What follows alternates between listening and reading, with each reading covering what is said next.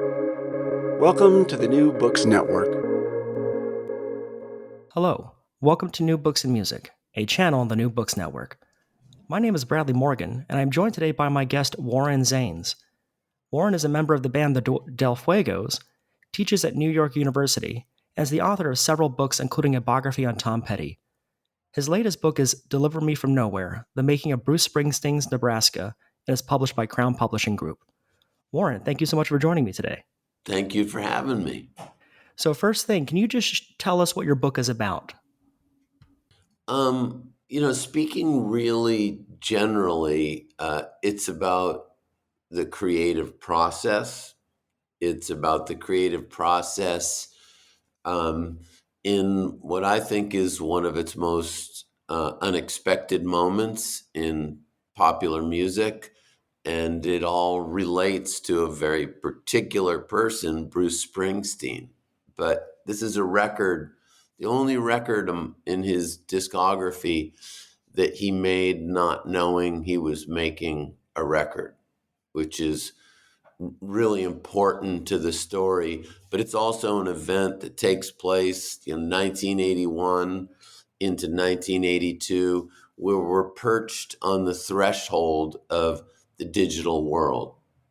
So that's my long answer to your short question. No, it seems like a very obvious question, considering the book is called "The Making of Bruce Springsteen's Nebraska." But it is more than just the writing and recording of that album. There's a lot of deep analysis into the culture as well, and I want to get to moving on to that analysis of the culture and your experiences with that.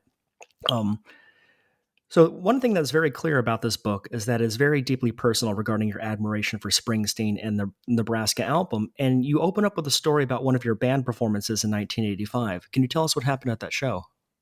Yeah. I got my copy of Nebraska when it came out. And it was as I was going into my senior year. I was a scholarship student at Phillips Andover Academy. And in fact, I was busted by my house counselor for having a couple ounces of pot and a case of beer on a Monday night, and I was listening to Nebraska. And it was about 2 years after that, rather than going to college, I joined my brother's rock and roll band, and we were playing a gig in Greensboro, North Carolina, and at the Rhinoceros Club, and we were about to go on stage, and Bruce Springsteen walked into our dressing room, and he was a hero of ours. In New Hampshire, around the time of his first and second records, no one really knew who he was, and my brother found him, and we felt like he belonged to us. So there I was, still in my teens, 1985, and Bruce Springsteen walked into our dressing room in a crappy little club, and it was a big moment for us, making contact with someone who was all but mythological to us. And it was both an endorsement, and it was, contact with this world that we had been dreaming of, wanting to be a part of. And he broke through this wall, kind of took us by the hand and, led us a few feet deeper into this territory that had really only been alive in our imagination. So it was a big deal for us. And, one part of me many years later, decades later, going into Nebraska as a topic for a full-length book, I was one part that, teenager and one part the man who had kept returning to this particular album, Nebraska, whenever there was a tempest of one kind or another in my life, whether it was divorce, troubles with a sibling, what have you. Nebraska was a place I would go to, and I didn't fully know why. So I had a number of questions to answer when I started writing him, and one of them was, what is this personal connection? Why do I feel like I belong among the desperate people in the stories told in Nebraska? And I think I got a few answers for myself, but the bigger question was not personal. It was, why would an artist going into his 6th official recording on the heels of his first #1 album that contained his first top 10 single make a record like Nebraska, which was unfinished, imperfect, not the kind of record that could even be played on the radio? It was such a left turn. I wanted to know more about why he did it.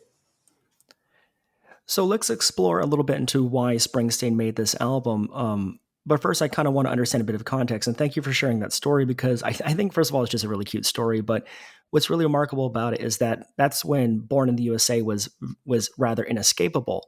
And so before we start talking about Nebraska, which had come out a couple years prior, I'm someone who wasn't alive yet when Born in the USA was a big thing. And so I want to hear from you what the context of Born in the USA was and what that meant for people hearing Springsteen for the first time. Yeah, Born in the USA was just, it was a phenomenon. And, when he came into our dressing room in 1985, he was just at the top of the pop music world. He wasn't at the top of the rock and roll world, the rock world. He was at the top of the music world.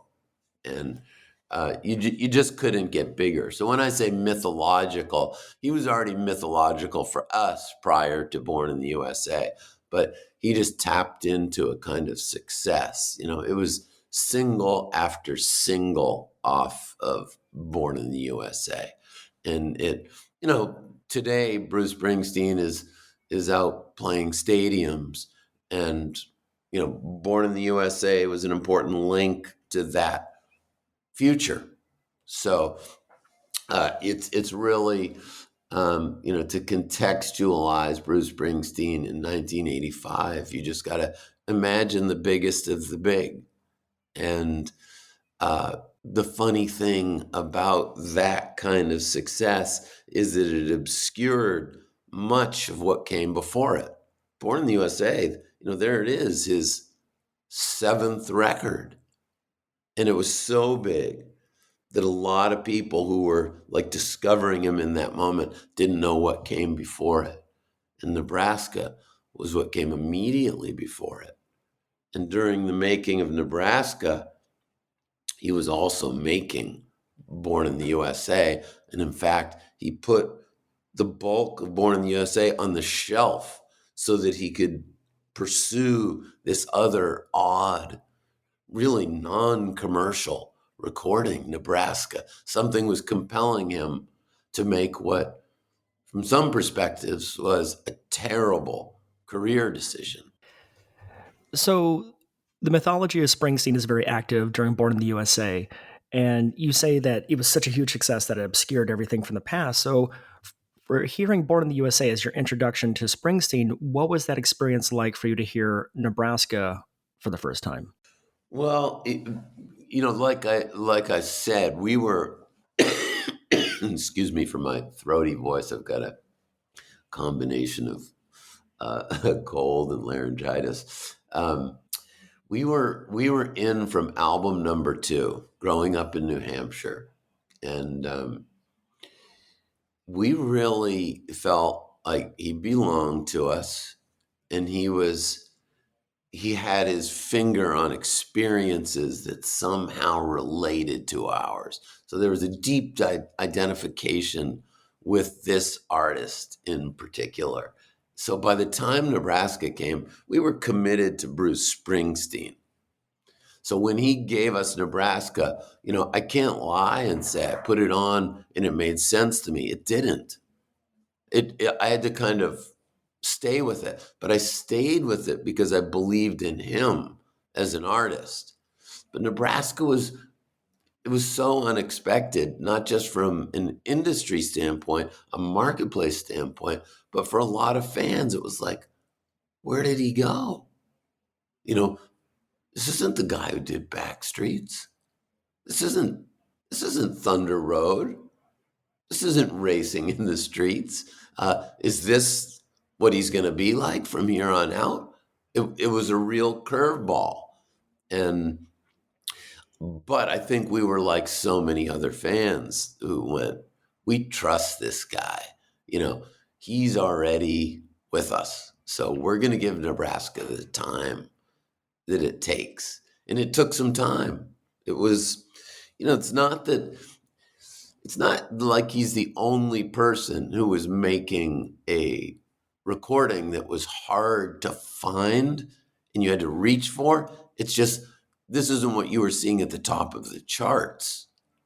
That's the odd part, to see an artist to go from his first number one album to this thing that had an obscure, strange, difficult quality. It was like, generally pop music at the top of the charts is reaching out, trying to pull you in. This is a record that you had to go looking for. And that was unusual. Still is. So you write in your book that you can't get to Nebraska without going back to the river, which was his album prior to Nebraska. Huge success, double album, his first top 10 single, massive tour to support it. But Bruce's life at that time was rather difficult. He wasn't making that much money. He didn't have a love life at that time. So when he starts going into recording Nebraska, or the early stages of that, it was very fascinating to me that he was influenced by Alan Vega, who was the lead singer of Suicide, while they were recording at the power station. And Bruce said of Suicide's music that it called to him and spoke to some part of him that music doesn't always get to, and that it was such a major influence on Nebraska. Could you tell us more about those experiences at that time and the influences the group Suicide had on Springsteen and Nebraska? Yeah, so let me say, Bruce's memoir, Born to Run, which I recommend to anyone who's interested in Bruce Springsteen. When he's got a lot to cover in that book. So it's long, but it has to move to capture everything. And Nebraska goes by pretty quick. But right after Nebraska, he describes this road trip from New Jersey to Los Angeles and a kind of depressive episode, a breakdown that happens about 2/3 of the way through that trip. And as a reader, I was just putting Nebraska and its tales of desperate people together with Springsteen's story that he so candidly shares about a kind of nervous breakdown. And, in my mind, I'm like, where he went in Nebraska is surely connected to what happened to him. Now, I needed to be able to interview him to really pursue that line of thought. And I was able to get to him, and he was really generous in answering some questions about this and helping me to understand it and to go deeper on it.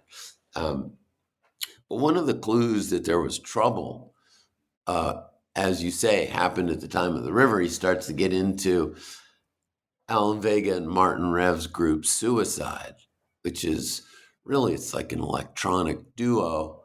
They were playing gigs as early as 1970. But, for people listening to this, go check out the Suicide recording of Frankie Teardrop. And it will give you a sense of how far away Suicide is from what you might think of as, the territory in which Bruce Springsteen was working.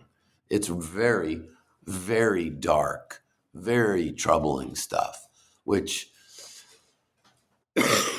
over time, more people have started to celebrate. But, it was a tough music to digest.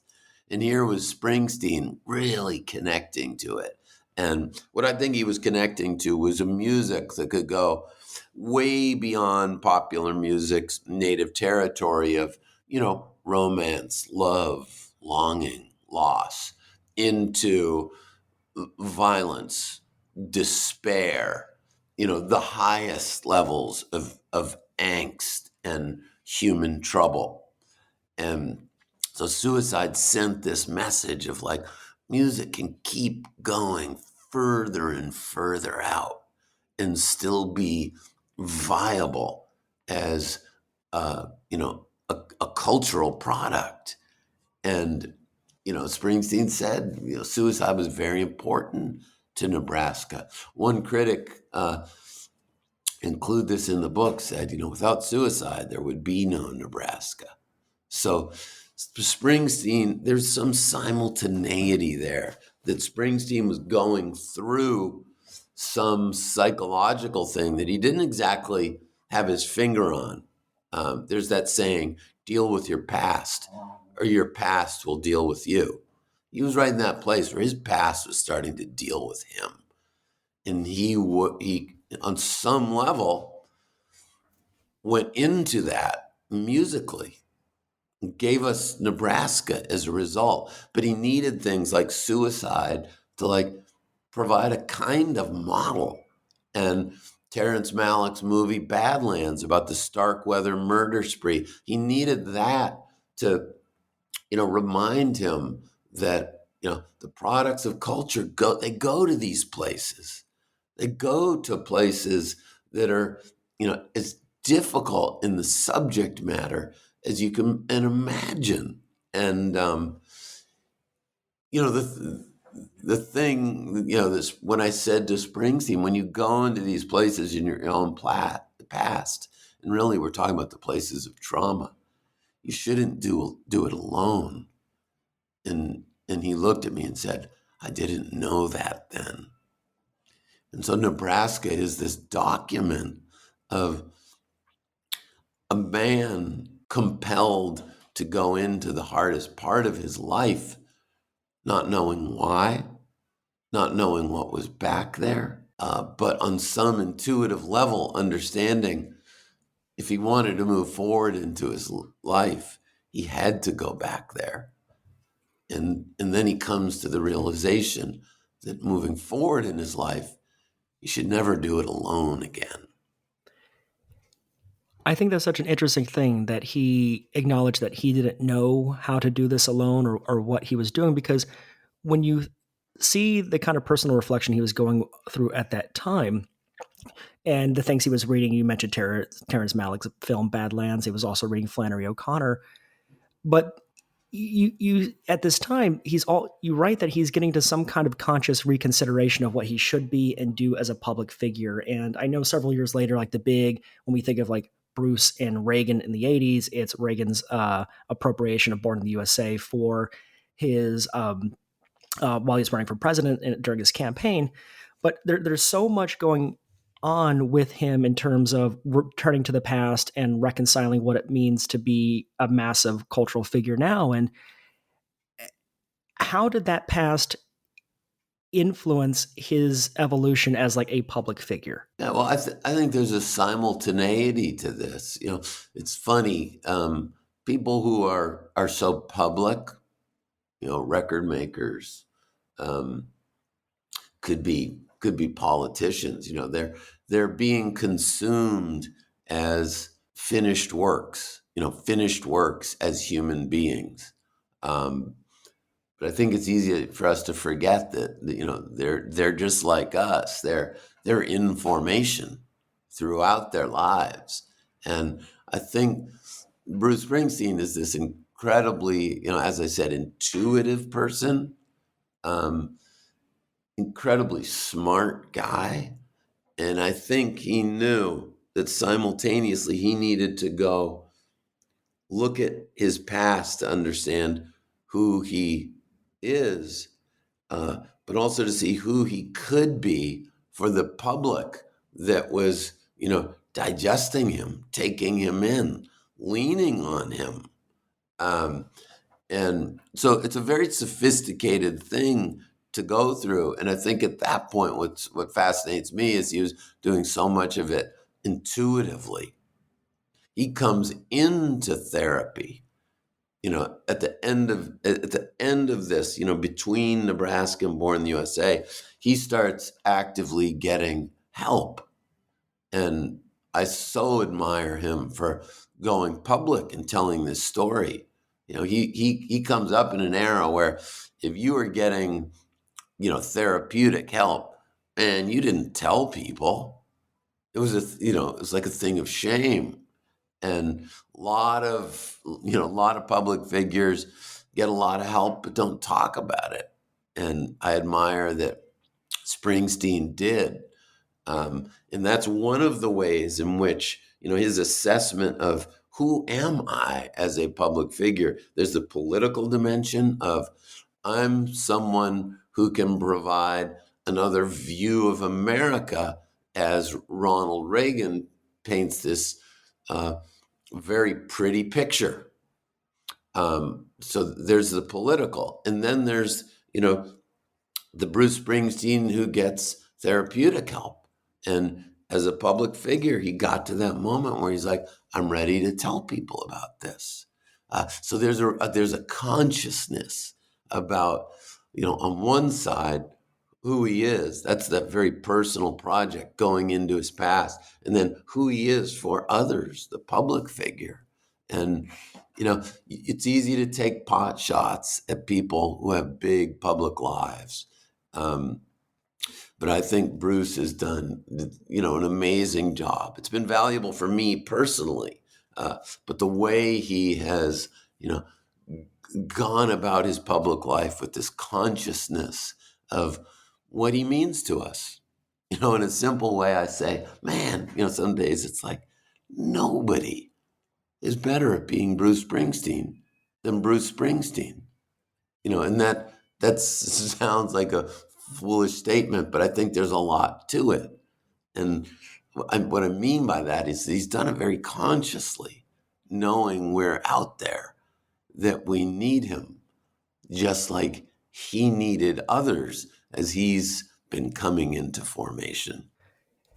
How the album came to be released is such an incredibly fascinating story, and I don't want to go into too much detail here because reading through your book and just reading through the process of how it was recorded and how they got it from the tape it does so much in breaking down that mythology of the album, certainly for people who weren't there at that time.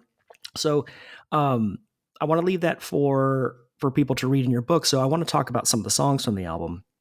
And there's a couple that deal with Bruce's childhood. Mansion on the Hill is a narrative about class and wealth disparity and was a gateway into Bruce's childhood. But the title song, Nebraska, you write was a way into childhood trauma. And it's a song that was based on the true story of a teenager who went on a killing spree. And I wanted to know more about how that story, Bruce found something that kind of mirrored his own trauma. Can you tell us more about that? Well, it's interesting because I feel like that's still one. So let's break it down a little bit. So he sees this movie based on the Charles Starkweather serial murders that happened in 1958, and I think it's 10 people. I can't remember if it's 11, but. Somehow he sees this movie, he gets interested in the murder spree generally, kind of does some research around it, gets the book Carol, which is about Charles Starkweather's accomplice, Carol Ann Fugate, finds the woman who wrote it. He's doing all this stuff and says some part of his early childhood he saw in this film. The tricky thing is it's certainly not a one-to-one correspondence. He didn't experience a serial murder in his childhood. But I think that, the interesting thing is that he could look at something so grisly and see his childhood reflected. That's interesting. because when we're very young, we experience, the violences of, let's say generally neglect in a very, very heightened way.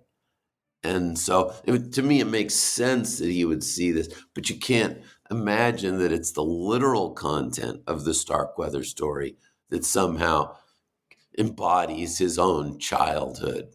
It's the intensity of feeling that connects him to that. I wanted to ask about that song because of a really interesting concept you discussed with Bruce during one of your interviews. And so, for context, for listeners, Bruce's family moved into his paternal grandparents' home for a couple years during the 1950s and Through age 6. through age 6, yes. And this experience would have a hugely profound effect on him. And in your interview, you ask Bruce about transgenerational trauma. Can you tell us more about what that concept is and how it connects to Bruce's personal experiences in the making of Nebraska? Yeah, the term transgenerational haunting, I got that from a book called The Shell and the Kernel by Abraham and Torek. And they're basically coming out of, a French psychoanalytic tradition. But the idea of transgenerational haunting is that the trauma from one generation can be passed to the next, but it can also skip generations. Like the trauma of a grandparent generation can be transferred to the grandchild. And sometimes it gets transmitted in the most powerful way through silence. So you don't even have to know about what happened to the grandparent generation to have it structure your psyche as the grandchild. And so, Abraham and Torek will talk about the power of, secrets. Like, let's say there's in my own family, there was a suicide. My mother's uncle. So you're talking about a 3-generation schema there. And it just got whispered about. But when the adults start to whisper, or, the child can perceive something not being talked about. And it's got this extra power. So whatever is the anxiety, the fear, the terror of one generation can be passed with great effect over generations. And, I just thought it was a concept that made sense in relation to Bruce Springsteen's life, because when living with his grandparents, the place was haunted by the early death of, Springsteen's father's sister. And, Springsteen's grandparents' relationship to that loss. It informed the character of the household he's in from, ages 1 to 6. And it was very validating when, talking to him about it, he latched onto the idea. He's just like, yeah, that makes sense. He saw it through the lens of his own experience and could validate the concept. And I think it's a potent one. I think in a lot of cases, we think if we don't tell someone about something, it won't affect them. And what Abraham and Torek are saying, if you don't tell someone about something, you might be ensuring that it affects them deeply. So one of the ways in which this transgenerational haunting concept kind of plays out across the album is there's this kind of dichotomy of familial allegiance and conflict, and you hear this throughout the album. And there's as part of this childhood perspective.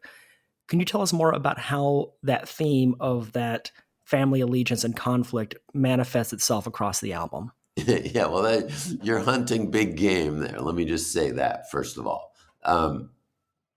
But just going to Bruce's grandparents quickly, because I think this is the excuse me. This is the door into that. So because of the loss of their daughter, Bruce's grandparents, when he arrived, he's the first grandchild, in a kind of tribute to the early death of their daughter. When that grandchild, Bruce, arrives, they suspend discipline. He can do what he wants. It's this, radical empowerment that, in what Bruce says is you would think this is what kids would like, but it's exactly what they don't want. But that's the, awful gift that he's given. And he says, it made me and it destroyed me at the same time. And I think that's an amazing statement on his part. So, there's this question of, on the familial level, when we think we're giving someone a gift, what are we giving them? We need to think about that. So in relation to the songs of Nebraska, think about Highway Patrolman. The one brother works for the police. The other brother is the one, that the police are going to be locking up after bar fights. And in this case, you've got two brothers. And, it's it's hard not to have a little bit of a Cain and Abel reading. I also think of A River Runs Through It, the Norman MacLean book that the movie was made of. But, in the final scene in that song, the one brother who works for the police lets the other brother go. He puts being a brother over the law. What he should be doing is pulling his brother over, putting handcuffs on him. And instead, he lets him go and he watches his taillights fade. And you can map the relationship between Bruce and his grandparents onto that. It's there's the law, pull that brother over, put him in jail. And then there's the family, let him go. And the hard thing in life is to find the middle ground between those two. We tend toward extremes. And because Bruce's grandparents tended toward extremes, they made him and they destroyed him. I think that's such a fascinating thing because it seems to suggest this idea that there are no absolutes and that life is a gray area. And that's one of the incredible qualities about not just how Nebraska sounds, but also the songwriting itself. And that's helped by the story that Bruce didn't know he was making an album. So with that in mind, I want to read a quote from your book I found really interesting about this process, in which you say, for songwriter and record makers of Springsteen's analog generation, a psychological divide often separated the recording of the demos from the recording of albums intended for release. Demo recording had little to none of the pressure of album making. So with that, I wanted to bring this up because most people don't know what it's like to record an album. So as a musician yourself, knowing you're listening to recordings that weren't originally intended for release, how does that impact your connection and relationship with Nebraska? Yeah. So what he was doing in his bedroom, he had a 4-track cassette recorder, a TAC 144, and he was making demos. And the demos were intended just as reference material. You could take those demos into the studio, play them for the band and his fellow producers, and then they go re-record the material at a proper, commercially appropriate, audio quality. But when you're recording demos in that situation, you're not worrying about perfection. You're not thinking about your audience in the same way. You're not thinking about it as a product to be released to your public. And so there's less self-consciousness around it. It's almost like singing in the shower versus singing in front of an audience. You're gonna take leaps in the shower that you wouldn't in front of an audience. You're going to be going to the interior in ways in the shower that you wouldn't in front of the audience. And so when you're listening to Nebraska and you're listening to a guy who doesn't think he's making a record, there's an intimacy that is startling at times. And I think it was very brave as a move to expose himself in that way. After talking about singing in the shower and saying expose himself, I guess I didn't intend it in that way, but maybe it's right. So you speak with quite a few musicians who were inspired by Nebraska, such as Matt Berninger from The National, in which you quote him as saying that it was through Nebraska that set so many bands on their way. What influence did that album have on you musically? Well, I think I'm no different from many others. Nebraska said, if you've got a good song and you've got a good story, no amount of cleaning it up is going to make it that much better. Focus on the song, focus on the story, focus on the emotion of the thing. Are you compelled to write it? If you are, there's probably something there. It can be imperfect, it can be raw, it can be unfinished, but if it's kind of, valid as a story and a sentiment, it's probably going to be okay. And so it takes a certain set of pressures off. And, I like a great song in its raw form. And so it shifts your attention from, trying to make good songs great in the studio to just trying to write great songs. In your book, you reprint the comments Bruce made about the recordings that he had left on a note for John Landau. In reviewing those notes, did anything surprise you about the comments of the material? Yeah, I think he didn't even know what he had.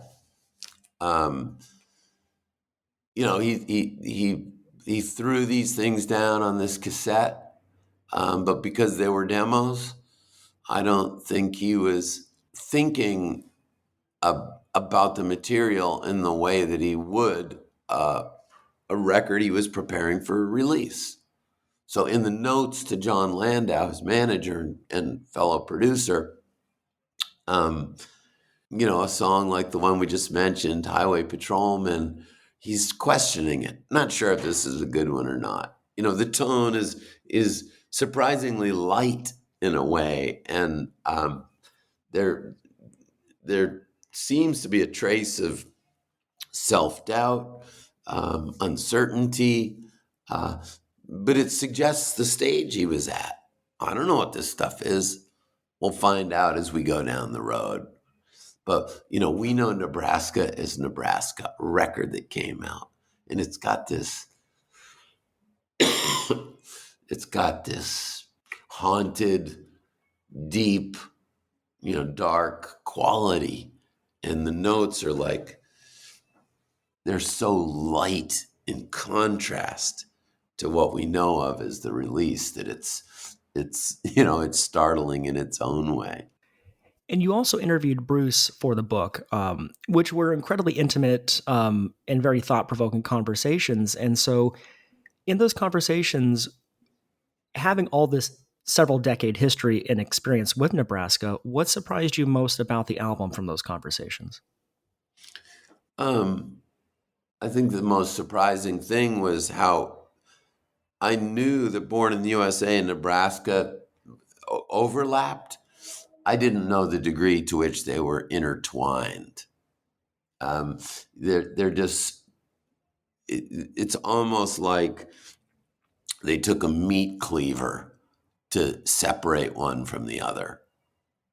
I still saw sequence, one came before the other, and it's just not accurate. And so that surprised me. This is just an off the cuff question I was just thinking about, because that was a big surprise for me as well, to learn just how intertwined both those albums were. You know, a lot of the material that was finalized for Born in the USA was recorded during the Nebraska sessions. Um, just as an off the cuff question, do you know if there's any plans for like the Born in the USA Nebraska versions, or and vice versa, coming out at any point? I know of no plans, and I'll say this. One thing that I think is amazing about Bruce Springsteen is just how much music is coming out of the man. And at 74 years old, there's still a lot of music coming out of him. So I don't see that.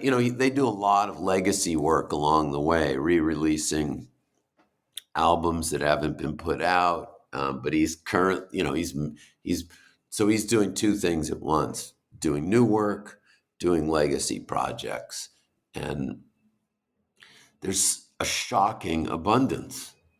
He's an artist that I look at and I say, that guy could still make his best record. That's interesting to me.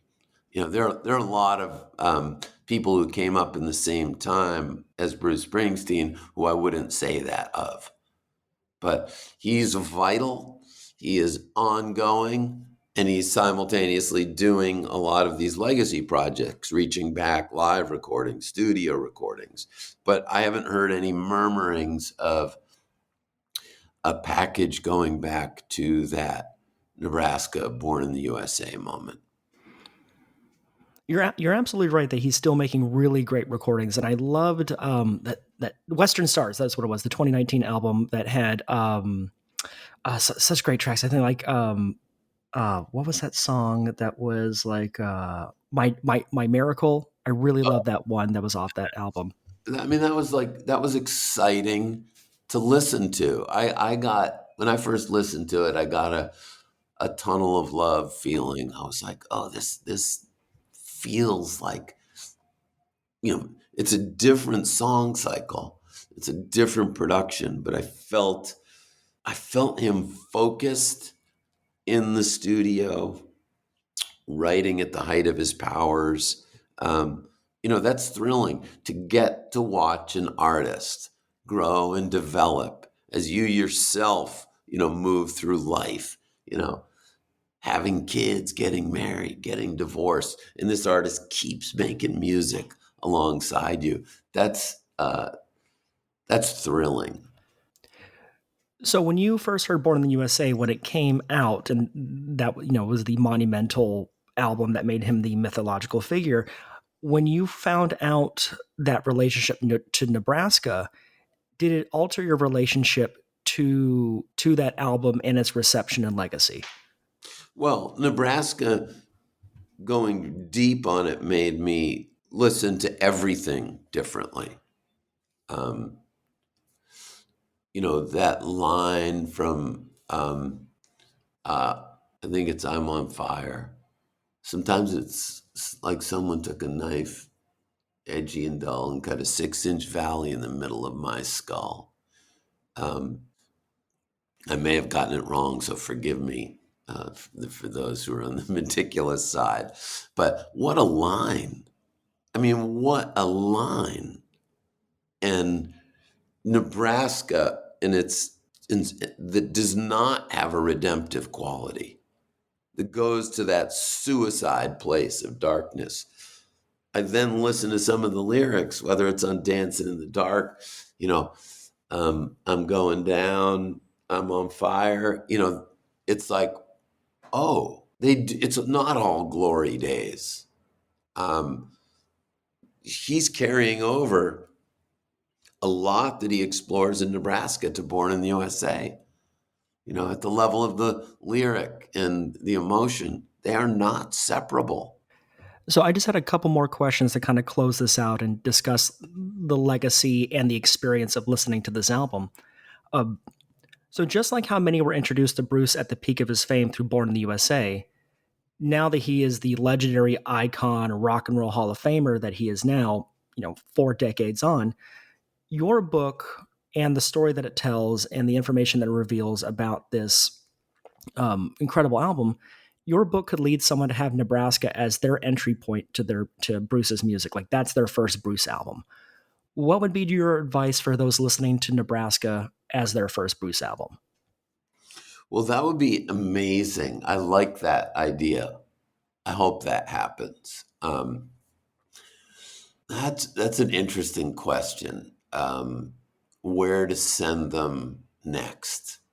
I mean, probably the best thing is to just leave them to find their own way. But if I were given the role of guide, I might say, okay, now you need to go to Darkness on the Edge of Town, and where there still is a trace of redemption, you need to hear the band.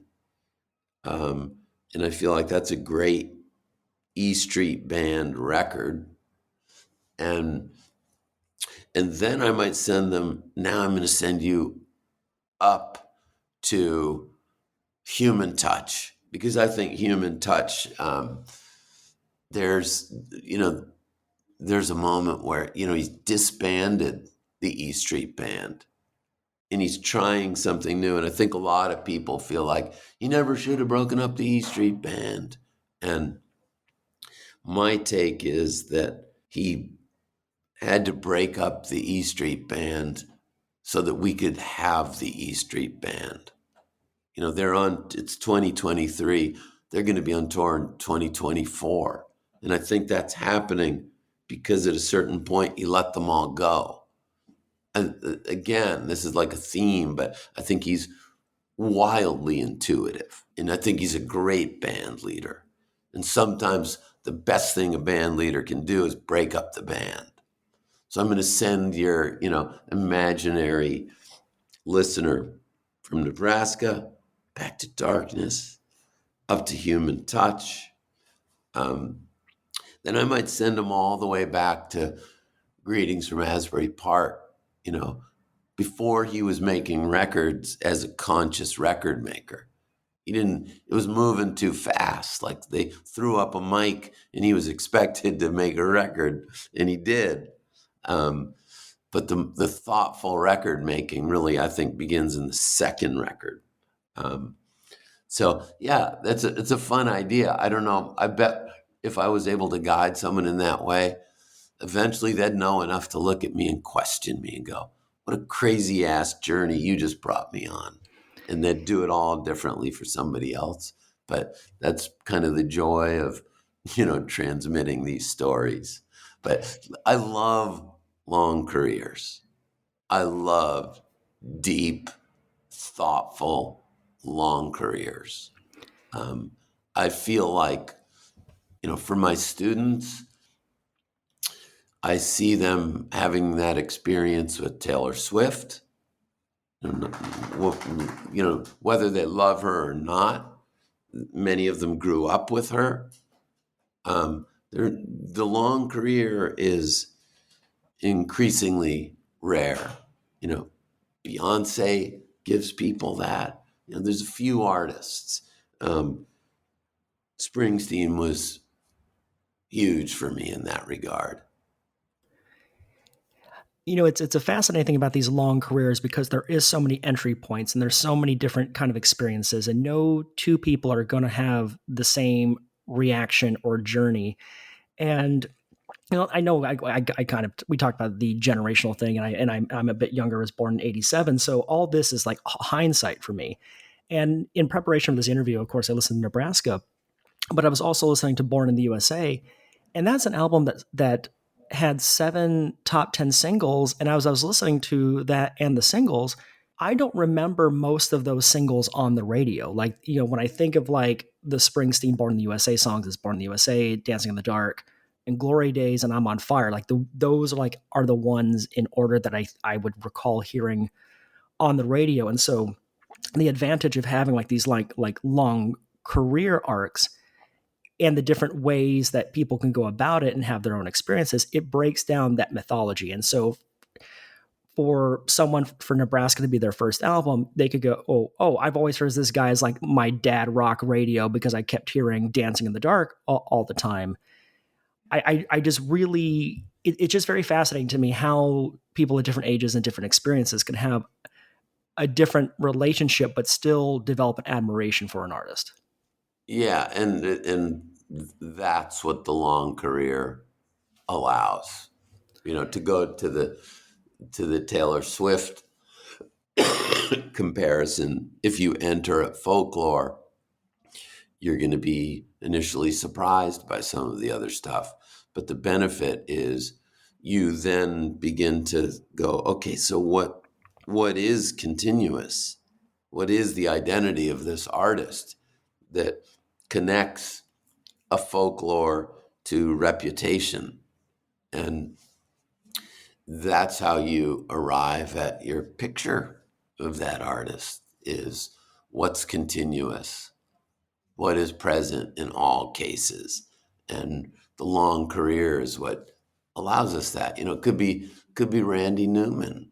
If somebody only knows him from Toy Story, well, they're in for one amazing ride. So on this note, and on this subject, I want to close this interview with a quote from your book, in which you say, "After decades in the world, Nebraska is one of those recorded works recognized for its simplicity, but also for its density, its many-layeredness. It's a record you come back to, a record with more than its share of mystery, a record that keeps mattering and keeps throwing off new meanings. Maybe it's the record of Springsteen's that's the most collaborative with the listener. Unfinished, you could say he left it for us to complete. He trusted his art and trusted us to do something with it." End quote. And so my question is, do you think that trust was, do you think we eventually did something with it? Yeah. I love its time release quality. We're here 40 years later. And look, we haven't even talked about 40 years. There's a lot of this lately. I'm getting a little bit bored with it, frankly. It's been 50 years since, and it doesn't matter, like Dark Side of the Moon. It's been 50 years. That's well, okay, great. But we're here talking about Nebraska not because of anniversaries. We're here because we're still tapping its mystery. That is something. So generally, the success of a record is measured upon release. How did it do out there? Nebraska is like, how did it do over all these decades? And it did really well because it stood as this moment when an artist, because of like some storm brewing internally, was compelled to make this record, write these songs, record them in the way that he did. He was compelled to do it, and it was against all that the marketplace asked of him. And I don't want to create an easy dichotomy between art and commerce, but when you're making records to sell, you are in the marketplace. But he was going through something that forced him, compelled him to turn his back on marketplace demands and do something commercially that was really almost completely for himself. Something he had to do for himself that he gave to us. That is inspiring, and it reminds me of, what we all do this for when we make things. I think we make it to advance along the path ourselves, but in hopes that it will do something for others as they advance along the path on their own. I think he busted it down to the really raw facts of human communication, much like a Paleolithic cave painter did. There was no marketplace at that point.